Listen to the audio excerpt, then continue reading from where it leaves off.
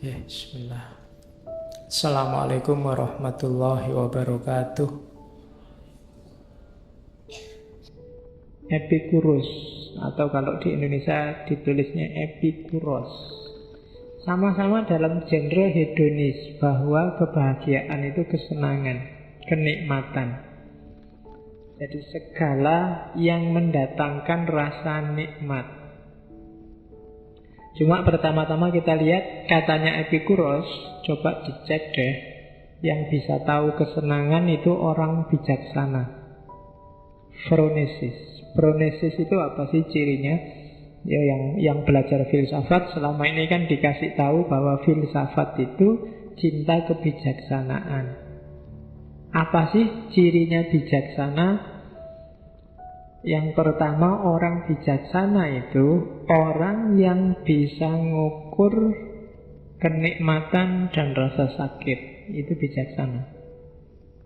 Orang yang bisa mempertimbangkan, oh kalau ini dilakukan, nikmatnya sekian, sakitnya sekian, manfaatnya sekian, mudaratnya sekian. Orang yang bisa kayak gini, ini golongan orang bijaksana. Tidak asal komentar, tidak asal ngomong, tapi kalau ngomong pakai pertimbangan. Katanya Epikuros, orang bijaksana ciri pertama, dia bisa mengukur maslahat mudarat, nikmat atau sakit. Yang kedua, orang bijaksana itu orang yang bisa membatasi keinginannya. Kenapa begitu? Katanya Epikuros, kesenangan itu tidak bisa ada batasnya. Karena kesenangan tidak ada batasnya, maka sebenarnya kepuasan itu tidak ada batasnya. Yang bisa membatasi apa? Dirinya sendiri. Kalau pas uangmu banyak, itu kamu 5 piring juga bisa kamu beli. Tapi yang menghentikanmu untuk tidak beli 5 piring kan dirimu sendiri. Jadi orang bijaksana itu orang yang bisa membatasi kebutuhannya, membatasi keinginannya. Cita-citamu kan banyak. Keinginanmu kalau dituruti, kalau didaftar itu bisa sak buku penuh.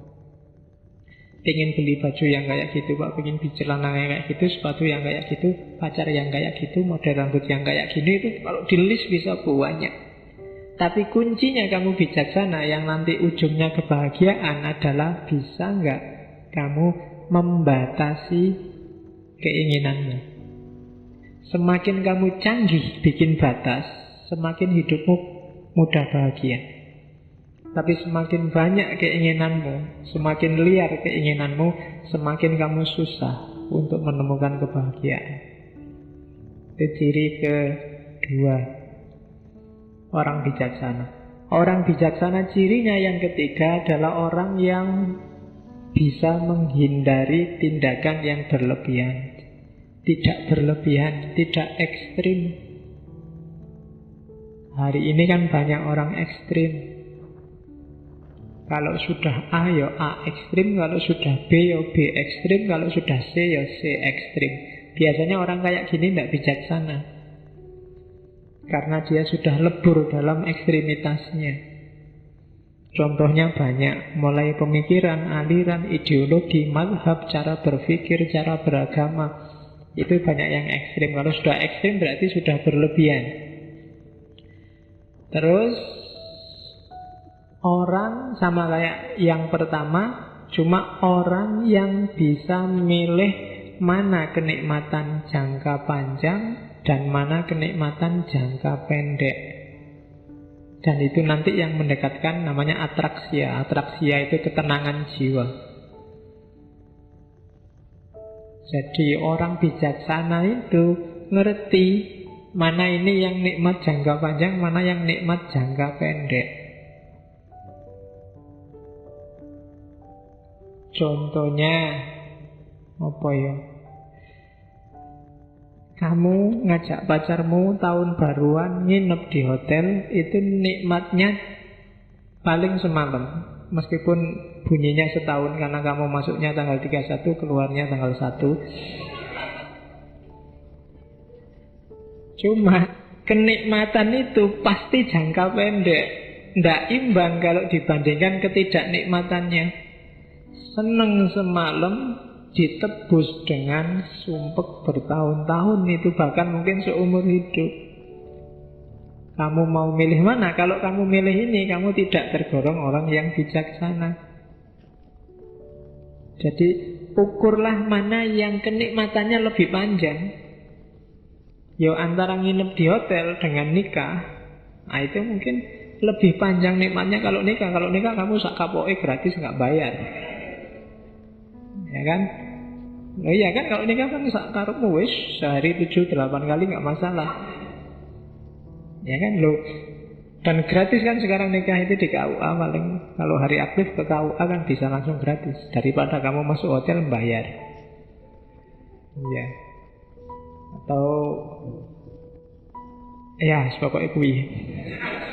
Ndak enak mau cerita. Oke, terus ning masjid iki. Kedua ya, jadi itu Epikuros.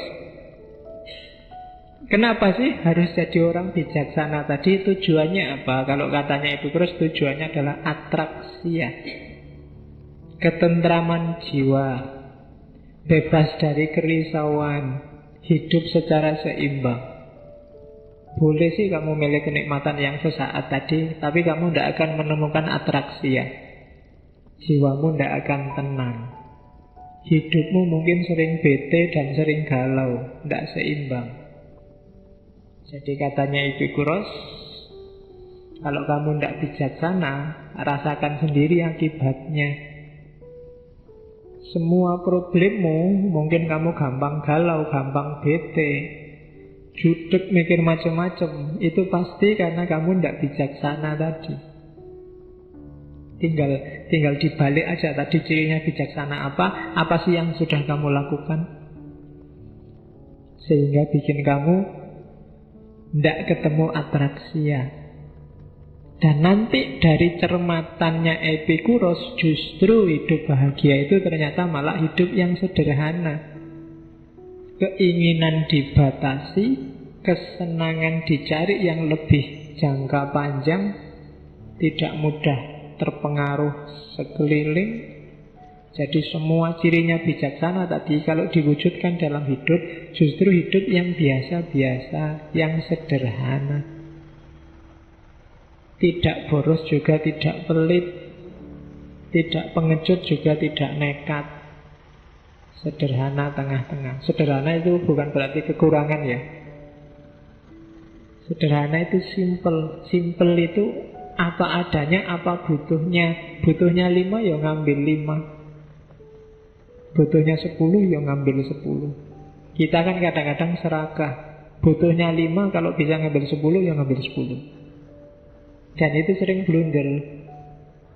Sebenarnya di Jogja mungkin sebulan sebanyak-banyaknya paling kamu 1 juta itu bagus wis. Uang sakumu. Tapi kan kadang-kadang kamu minta lebih ke orang tua.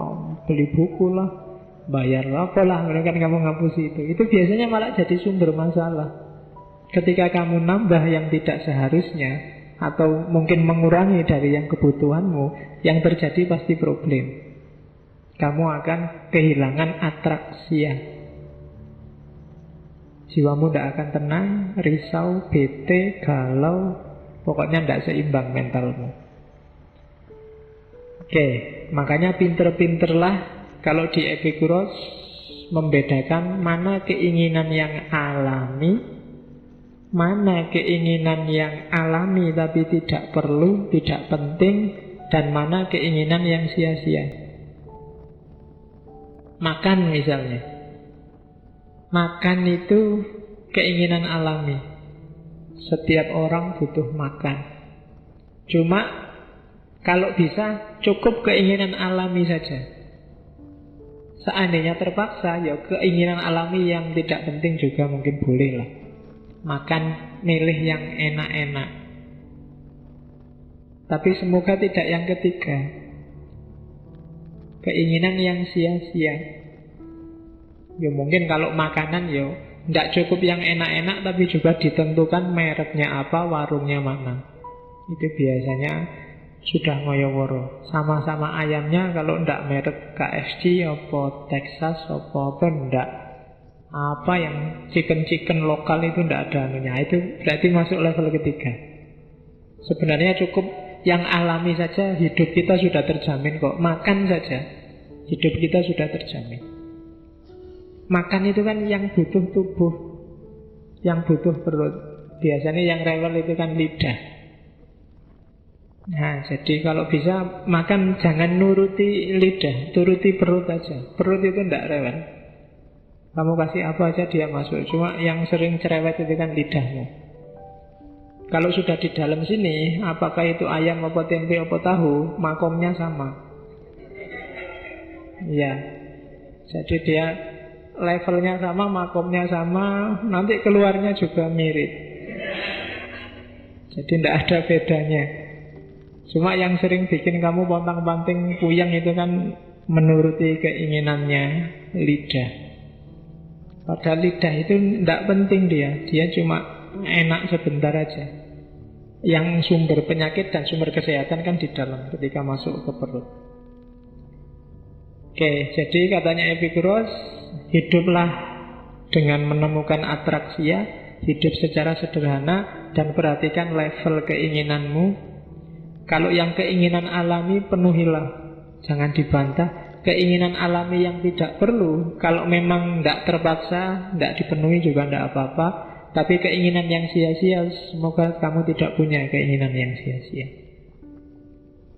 Jadi ini harus dikuasai tekniknya untuk kamu bahagia. Kenapa sih kok tidak boleh, Pak? Boleh aja kamu pingin yang sia-sia, cuma akibatnya apa? Kamu sendiri yang sumpek, tidak jadi bahagia. Jiwamu tidak tenang, kayak tadi, galau, tidak seimbang, stres, dan seterusnya. Teorinya Epikuros tentang hedonisme. Terus yang ketiga, tokoh ketiga, ini sebenarnya bukan tokoh ya, tokohnya dua. Utilitarianisme. Ini filsafat hedonisme cuma sosial, untuk kehidupan bersama. Tokohnya John Stuart Mill sama Jeremy Bentham. Semboyannya sebenarnya sama kayak sebelum-sebelumnya, bahwa yang baik itu yang menyenangkan, yang berguna, yang menguntungkan. Cuma ini ketambahan dunia sosial. Jadi perbuatan itu semakin baik kalau dia menguntungkan lebih banyak orang. Kamu melakukan apa saja, semakin dia bermanfaat bagi banyak orang, semakin dia baik. Semakin hanya bermanfaat untuk kamu saja, semakin dia tidak baik. Itu utilitarian. Apapun yang kamu lakukan, usahakan manfaatnya tidak cuma buat kamu, tapi juga untuk lingkunganmu. Jadi ini hedonisme tapi sifatnya sosial.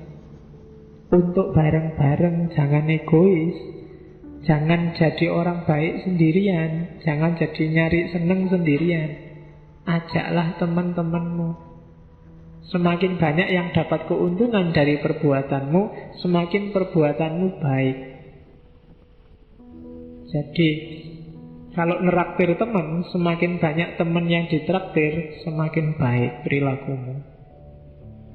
Ya, jadi ya contoh paling gampang itu namanya utilitarian, utility, utilitas, kegunaan, faedah. Hari ini kan banyak orang yang egois, mikir dirinya sendiri, keuntungannya sendiri, kesenangannya sendiri. Cuma katanya Mill sama Bentham, tidak salah sih orang kayak gitu. Cuma derajat kebaikannya akan semakin tinggi kalau manfaatnya dirasakan lebih banyak orang.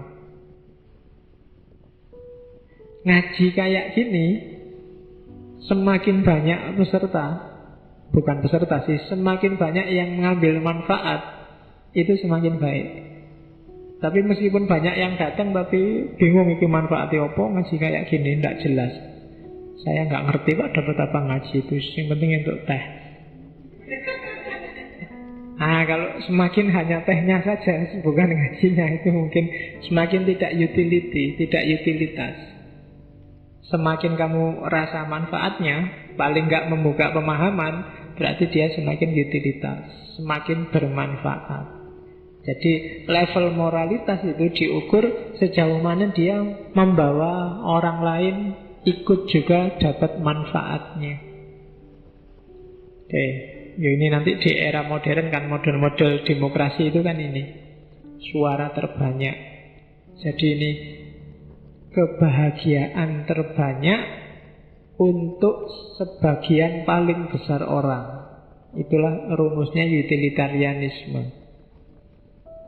Oke, itu hedonisme. Jadi filsafat yang menyatakan bahwa kebahagiaan itu kuncinya adalah nyari seneng. Jadi tidak salah kalau kamu punya prinsip, Pak, saya ingin seneng-seneng aja Pak dalam hidup ini, tidak apa-apa, hedonis. Cuma seneng-seneng yang filosofis. Kayak tadi, nggak sekedar nyari seneng, kamu harus bisa ngukur mana yang kesenangan jangka panjang, mana kesenangan jangka pendek, mana batas kesenanganmu. Karena kesenangan itu begitu kamu kelewat batas, bisa sebaliknya akan jadi kesedihan. Kamu trek-trekan naik motor itu kan seneng, naik motor muter-muter, tapi begitu kamu nggak ngerti batasmu, harusnya di stadion atau di gor, kamu di jalan raya, itu kan sudah melewati batas, dan kamu mungkin kesenggol apa, itu kan ya kebalikannya akhirnya. Makan juga begitu. Tidak sekedar enak, tapi juga enak yang tahu batas dan bisa membedakan mana kenikmatan sesaat, mana kenikmatan jangka panjang. Dan yang terakhir, syukur-syukur kenikmatan itu tidak kamu sendiri yang menikmati, tapi juga banyak orang yang lain.